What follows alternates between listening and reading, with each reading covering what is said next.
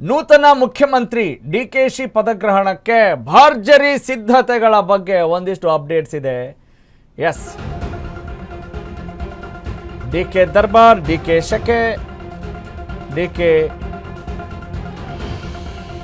ಮುಖ್ಯಮಂತ್ರಿ, ನೂತನ ಮುಖ್ಯಮಂತ್ರಿ. ಹಾಗಾಗಿ ಅವರ ಒಂದು ಪಟ್ಟಾಭಿಷೇಕಕ್ಕೆ ಲೋಕಭವನದ ಮುಂಭಾಗ ಮಧುವಣ ಗಿತ್ತಿಯಂತೆ ಆವರಣ ಸಿಂಗಾರಗೊಂಡಿದೆ. ಲೋಕಭವನದ ಮುಂಭಾಗದಲ್ಲಿ ಅದ್ಧೂರಿ ಫ್ಲೆಕ್ಸ್ಗಳು, ಬ್ಯಾನರ್ಗಳು ರಾರಾಜಿಸ್ತಾ ಇದ್ದಾವೆ. ಎಲ್ಲೆಲ್ಲೂ ಕಾಂಗ್ರೆಸ್ ಪಕ್ಷದ ಬಾವುಟಗಳ ಹಾರಾಟ, ಶುಭ ಹಾರೈಕೆಗಳ ರೂಪದಲ್ಲಿ.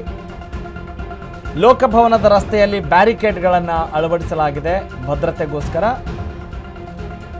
ಹೊರಗಡೆಯಿಂದ ವೀಕ್ಷಣೆ ಮಾಡಲಿಕ್ಕೆ ಬೃಹತ್ LED ವ್ಯವಸ್ಥೆ ಕೂಡ ಮಾಡಲಾಗ್ತಾ ಇದೆ. ನಾಳೆ ಮತ್ತಷ್ಟು ಬ್ಯಾನರ್ಗಳನ್ನು, ಫ್ಲೆಕ್ಸ್ಗಳನ್ನು ಅಳವಡಿಸಬಹುದು ಅನ್ನುವ ಅಂದಾಜಿದೆ. ನೂತನ ಮುಖ್ಯಮಂತ್ರಿ ಡಿಕೆಶಿ ಪದಗ್ರಹಣಕ್ಕೆ ಭರ್ಜರಿ ಸಿದ್ಧತೆ. ಎಸ್, ಲಕ್ಸುರಿ ಪ್ರಿಪರೇಷನ್ ಅಂತ ಹೇಳ್ಬೋದು. ಮಧುವಣ ಗಿತ್ತಿಯಂತೆ ಲೋಕಭವನದ ಮುಂಭಾಗದಲ್ಲಿ ಸಿಂಗಾರಗೊಂಡಿದೆ.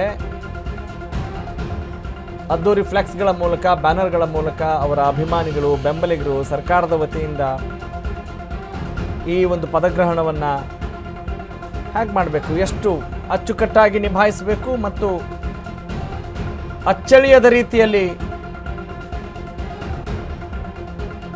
ಹಚ್ಚ ಹಸುರಾಗಿರುವಂತೆ ಈ ಒಂದು ಮೆಮೊರಿ ಇರುವಂತೆ ಖಂಡಿತವಾಗ್ಲೂ ಡಿಕೆ ಶಿವಕುಮಾರ್ ಅವರದೇ ಆದಂಥ ಒಂದು ಆಲೋಚನೆ ಇದ್ದೇ ಇರುತ್ತೆ.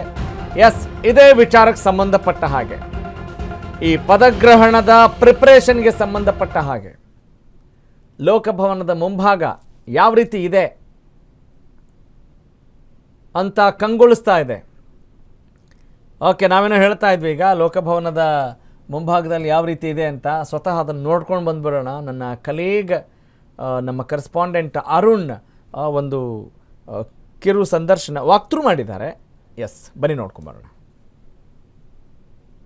ರಾಜ್ಯದ ನೂತನ ಮುಖ್ಯಮಂತ್ರಿಯಾಗಿ ನಾಳೆ ಡಿಕೆ ಶಿವಕುಮಾರ್ ಅವರು ಏನು ಪ್ರಮಾಣ ವಚನ ಸ್ವೀಕಾರ ಮಾಡುವಂಥದ್ದು. ಈ ನಿಟ್ಟಿನಲ್ಲಿ ಬೆಂಗಳೂರಿನ ಲೋಕಭವನದಲ್ಲಿ ಸಕಲ ರೀತಿಯ ಸಿದ್ಧತೆಯನ್ನ ಮಾಡ್ಕೊತಾ ಇರುವಂಥದ್ದು. ಯಾಕಂದ್ರೆ ನಾಳೆ ಸಂಜೆ 4 ಗಂಟೆಗೆ ಡಿಕೆ ಶಿವಕುಮಾರ್ ಅವರು ಏನು ಲೋಕಭವನಕ್ಕೆ ಬರ್ತಾರೆ. ಆ ಬಂದಂತ ಸಂದರ್ಭದಲ್ಲಿ ರಾಜ್ಯಪಾಲರು ಅವರಿಗೆ ಪ್ರಮಾಣ ವಚನವನ್ನ ಬೋಧನೆ ಮಾಡುವಂಥದ್ದು. ಈ ನಿಟ್ಟಿನಲ್ಲಿ ಲೋಕಭವನದ ಮುಂಭಾಗ ನೋಡ್ತಾ ಇರುವಂತದ್ದು ನೀವು ದೃಶ್ಯಾವಳಿಗಳಲ್ಲಿ ಯಾವ ರೀತಿ ಸಿದ್ಧತೆಯನ್ನ ಮಾಡ್ಕೊಂತಾ ಇದ್ದಾರೆ ಅಂತ ಹೇಳ್ಬಿಟ್ಟು. ಯಾಕಂದ್ರೆ ನಾಳೆ ಸಂಜೆ ಡಿಕೆ ಶಿವಕುಮಾರ್ ರಾಜ್ಯದ ನೂತನ ಮುಖ್ಯಮಂತ್ರಿಯಾಗಿ ಅಧಿಕಾರವನ್ನ ಇಲ್ಲಿ ಸ್ವೀಕಾರ ಮಾಡ್ತಾರೆ. ಸೊ ಆ ಜೊತೆಗೆ ಒಂದು 9 ಜನ ಏನು ಸಚಿವರು ಸಹ ಒಂದು ಪ್ರಮಾಣ ವಚನವನ್ನ ಸ್ವೀಕಾರ ಮಾಡ್ತಾರೆ. ಈ ನಿಟ್ಟಿನಲ್ಲಿ ಲೋಕಭವನದ ಮುಂಭಾಗ ಒಂದು ಬೃಹತ್ತಾಕಾರದ ಒಂದು ಸ್ವಾಗತದ ಬೋರ್ಡ್ ಅನ್ನ ಸಹ ಹಾಕಕ್ಕೆ ಸಿದ್ಧತೆಯನ್ನ ಸದ್ಯಕ್ಕೆ ಮಾಡ್ತಾ ಇರುವಂತದ್ದು. ಅದ್ರ ಜೊತೆಗೆ ಏನಂದ್ರೆ ಈಗ ಏನು ಇಲ್ಲಿ ನೋಡ್ತಾ ಇರುವಂತಹ ಸಿಬ್ಬಂದಿಗಳು ಎಲ್ಲಾ ರೀತಿಯ ಸಿದ್ಧತೆಯನ್ನ ಮಾಡ್ಕೊಂತಾ ಇರುವಂತದ್ದು. ಮತ್ತೆ ಇಲ್ಲಿ ಬಿಗಿ ಪೊಲೀಸ್ ಭದ್ರತೆಯನ್ನ ಸಹ ಮಾಡ್ತಾ ಇರುವಂತದ್ದು. ಅಂದ್ರೆ ಪಾಸ್ ಇದ್ದವರಿಗೆ ಮಾತ್ರ ಒಳಗಡೆ ಪ್ರವೇಶಕ್ಕೆ ಪೊಲೀಸರು ಅನುಮತಿಯನ್ನ ಕೊಡ್ತಾ ಇರುವಂತದ್ದು. ಅದ್ರ ಜೊತೆಗೆ ಪಾಸ್ ಬಿಟ್ಟು ಯಾರೇ ಸಹ ಬಂದ್ರು ಇಲ್ಲಿ ಯಾವುದೇ ರೀತಿಯಂತ ಒಂದು ಪರ್ಮಿಷನ್ ಮತ್ತೆ ಒಳಗಡೆ ಬಿಡೋಕೆ ಅವಕಾಶ ಇರಲ್ಲ. ಮತ್ತೆ ಅರ್ಧ ಗಂಟೆ ಮುಂಚೆ ಪ್ರೋಗ್ರಾಮ್ ಸ್ಟಾರ್ಟ್ ಆಗುತ್ತೆ, ಅದಕ್ಕೆ ಅರ್ಧ ಗಂಟೆ ಮುಂಚೆ ಎಲ್ಲರೂ ಸಹ ತಮ್ಮ ಸೀಟ್ ನಲ್ಲಿ ಆಸೀನರಾಗಬೇಕು ಅಂತ ಹೇಳ್ಬಿಟ್ಟು ಸಹ ಒಂದು ಸೂಚನೆಯನ್ನ ಕೊಟ್ಟಿರೋದು. ಅದರ ಜೊತೆಗೆ ಇಲ್ಲಿ ಬೇರೆ ಯಾವುದೇ ರೀತಿಯಂತ ವ್ಯವಸ್ಥೆಗಳು ಇರಲ್ಲ. ಸಾರ್ವಜನಿಕರು ಬಂದಂತ ಸಂದರ್ಭದಲ್ಲಿ ಅವ್ರು ನೋಡಕ್ಕೆ, ಯಾರು ಅಭಿಮಾನಿಗಳು ಬರ್ತಾರೋ ಅವ್ರು ನೋಡಕ್ಕೆ ಒಂದು ಬೃಹತ್ತಾಕಾರದ ಒಂದು LED ಸ್ಕ್ರೀನ್ ಗಳನ್ನ ಸಹ ಇಲ್ಲಿ ಅಳವಡಿಕೆ ಮಾಡಿರುವಂತದ್ದು. ಅದ್ರ ಜೊತೆಗೆ ಏನು ಈ ಲೋಕಭವನಕ್ಕೆ ಬರುವಂತಹ ಮಾರ್ಗ ಏನಿದೆ, ಈ ಒಂದು ಮಾರ್ಗದ 2 ಕಡೆಯಲ್ಲೂ ಸಹ ಏನು ಕಾಂಗ್ರೆಸ್ನ ಒಂದು ಫ್ಲೆಕ್ಸ್ ಗಳನ್ನ ಕಟ್ಟಿರುವಂತದ್ದು, ಅದ್ರ ಜೊತೆಗೆ ಕಾಂಗ್ರೆಸ್ನ ಫ್ಲಾಗ್ ಅನ್ನ ಕಟ್ಟಿರುವಂತಹ ದೃಶ್ಯಗಳು ಸಹ ಕಂಡು ಬರ್ತಾ ಇರುವಂತದ್ದು. ಜೊತೆಗೆ ಬಿಗಿ ಪೊಲೀಸ್ ಭದ್ರತೆಯನ್ನ ಸಹ ಈ ಒಂದು ಸಂದರ್ಭದಲ್ಲಿ ಕೈಗೊಳ್ತಾ ಇರುವಂತದ್ದು. ಯಾಕಂದ್ರೆ ಬೇರೆ ಬೇರೆ ಜಿಲ್ಲೆಗಳಿಂದ ಸಹ ಪೊಲೀಸ್ಗಳನ್ನ ಭದ್ರತೆಗೆ ನಿಯೋಜನೆಗಳನ್ನ ಮಾಡ್ತಾ ಇರುವಂತದ್ದು. ಈ ಬಗ್ಗೆ ಇವತ್ತು ಕಮಿಷನರ್ ಕಚೇರಿಯಲ್ಲಿ ಸಹ ಒಂದು ಸಭೆಯನ್ನ ಮಾಡಿ ಇಲ್ಲಿ ಬರುವಂತಹ ಸ್ಟಾಫ್ ಗಳು ಏನೆಲ್ಲ ಒಂದು ಸಿದ್ಧತೆ ಮಾಡಬೇಕು, ಮತ್ತೆ ಅದ್ರ ಜೊತೆಗೆ ಏನಂದ್ರೆ ಯಾರ್ಯಾರು ಯಾವ ರೀತಿ ಇನ್ಸ್ಟ್ರಕ್ಷನ್ಸ್ ಅನ್ನ ಕೊಡಬೇಕು ಅನ್ನೋ ನಿಟ್ಟಿನಲ್ಲಿ ಎಲ್ಲಾ ವ್ಯವಸ್ಥೆಗಳನ್ನ ಮಾಡ್ಕೊಂತಾ ಇರುವಂತದ್ದು. ನೀವು ನೋಡ್ತಾ ಇರುವಂತಹ ದೃಶ್ಯಗಳಲ್ಲಿ ಕಾಂಗ್ರೆಸ್ನ ಬಾವುಟಗಳನ್ನ ಕಟ್ಟಿರುವಂತದ್ದು, ಮತ್ತೆ ಬ್ಯಾರಿಕೇಡ್ ಗಳನ್ನ ಸಹ ಅಳವಡಿಕೆ ಮಾಡಿರುವಂತದ್ದು. ಯಾಕಂದ್ರೆ ಏನು ಲೋಕಭವನದ ಒಳಗಡೆ ಕೇವಲ ಒಂದು ಕಡಿಮೆ ಸಂಖ್ಯೆಯಲ್ಲಿ ಮಾತ್ರ ಒಂದು ಆಸನಗಳಿರುವಂತದ್ದು. ಆ ನಿಟ್ಟಿನಲ್ಲಿ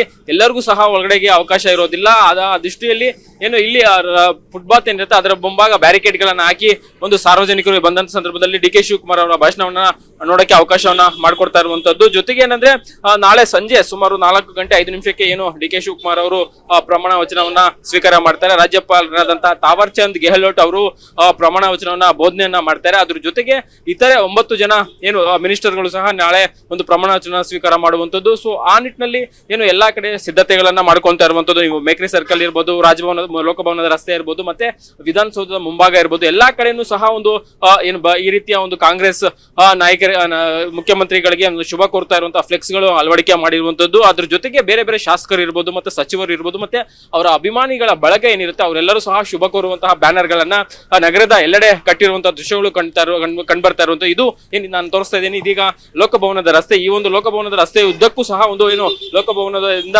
ಏನು ಪೊಲೀಸ್ ತಿಮ್ಮಯ್ಯ ಸರ್ಕಲ್ ಏನ್ ಬರ್ತದೆ, ಮೀಸೆ ತಿಮ್ಮಯ್ಯ ಸರ್ಕಲ್ ಅಲ್ಲಿವರೆಗೂ ಸಹ ಏನು ಈ ಒಂದು ಬ್ಯಾನರ್ ಗಳನ್ನ ಕಟ್ಟಿರುವಂತಹ ದೃಶ್ಯಗಳು ಕಂಡು ಬರ್ತಾ ಇರುವಂತದ್ದು. ಕ್ಯಾಮ್ರಾ ಪರ್ಸನ್ ವಿಶ್ವನಾಥ್ ಜೊತೆ ಅರುಣ್ ಕುಮಾರ್, ಅಶ್ವವೇಗ ನ್ಯೂಸ್, ಬೆಂಗಳೂರು. ನೋಡ್ತಾ ಇರುವಂತ ಓಕೆ, ನಿಜ ಪ್ರಜಾಪ್ರಭುತ್ವ ನಿಜಕ್ಕೂ ಪ್ರಜೆಗಳಿಗೆ ಒಂದು ರೀತಿಯ ಹಬ್ಬದ ವಾತಾವರಣ ಇರಬೇಕು. ಇಂತಹ ಚುನಾವಣೆ ಸಂದರ್ಭದಲ್ಲಿರಬಹುದು ಅಥವಾ ಹೊಸ ಪ್ರಮಾಣ ವಚನ ಸ್ವೀಕಾರ ಮಾಡ್ತಾ ಇದ್ದಾರೆ, ಅದು ಮುಖ್ಯಮಂತ್ರಿಗಳು ಅಂತ ಹೇಳಿದ್ರೆ ನಮ್ಮ ಮುಖ್ಯಮಂತ್ರಿಗಳು.